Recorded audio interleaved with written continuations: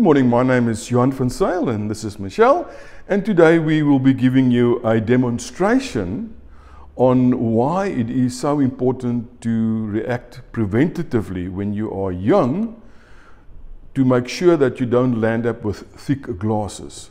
So I have some balloons in my hand and Michelle has got some extra large size balloons. Now the balloons are actually, it's just a visual representation of your eyeball size. So imagine this is your eyeball. Now, if you are long-sighted at birth, genetically, your mother and your father maybe never wore spectacles until they were deep in their 40s, and you were blessed with an eyeball and a vision that you can see like a hawk far away, then this is now normally how your eyeball would look. You can see it is smaller than this one in my left hand.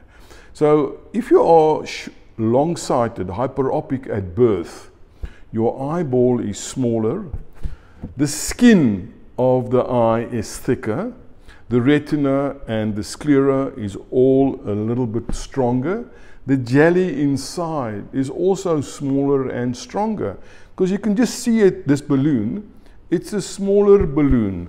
There's less pressure in the balloon. The color is just more red. Now, this is if you are born long-sighted or hyperopic. This balloon represents somebody that's born with a normal vision.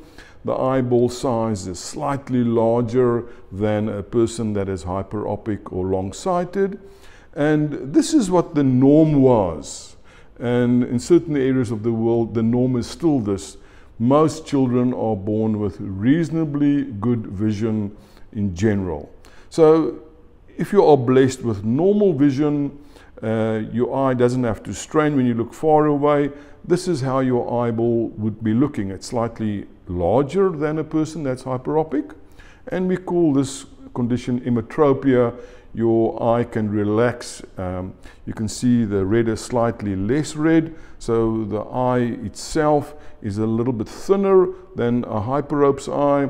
The volume, the size is a little bit larger as well than a person that's long-sighted. Now, in my case, I was born with one eye that was actually like this, which I inherited genetically from my dad. And my other eye, and Michelle now passed me this one here. You can grab hold of that one. My other eye I inherited from my mom, which was genetically short-sighted. And you can see that these two balloons are not the same size any longer. So my one eye was normal vision, and my one eye from birth was short-sighted. Yes, so this was what happened to me. So I was genetically already a different two eyes in my orbit, in my eyes. So when I went and studied, unfortunately I had to do some real hard work and looking close. And what happened is that both my eyes became more short-sighted. So the problem being is that excessive amounts of looking close actually triggers a stress response. And that stress response eventually most often leads to an adaptation. And the adaptation, like anything else, it would be to lessen the stress. So if you look at like your eyes, if you do 6 or 8 hours a day of looking close, your eyes will eventually become better for looking close. And anything that's normally better is also stronger. So what happens is the eyeball actually grows larger. It literally becomes larger and stronger as a reaction to this excessive looking close. There's other ways that the body can cope with this as well. So my good eye, if I can put it like this, my normal eye went from this size and this prescription to being short-sighted with a larger size. And you can see that this red isn't as red as with this one, and the balloon is also a little bit larger. But what happened to my genetically predisposed eye? Let me show you. Michelle passed me that big one there. Right, so grab hold of that one for us. Right, so my eye, which from birth genetically was this size, unfortunately went to this size. It became quite a bit more short-sighted during my studies and obviously in a couple of years thereafter as well. And you can see that if you look at this balloon, it's not as red any longer. It's larger. You can see the difference. The red is like becoming actually a little bit pink. And this was my other eye.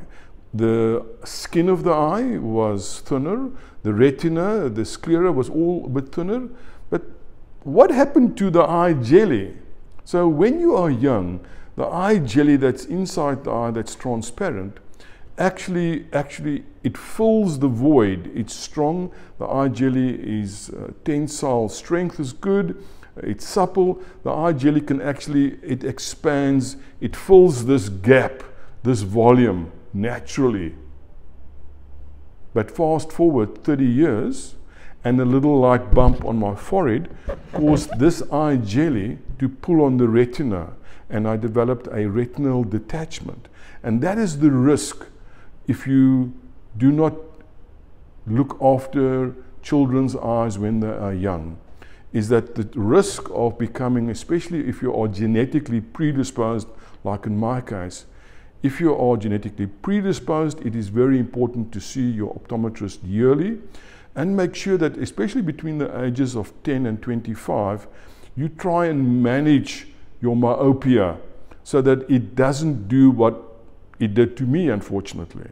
So, and why is this important? Simply because there is a very, very high risk of this retinal detachments if you get glasses when you are young every year, and your glasses just become stronger and stronger, especially if you've been predisposed.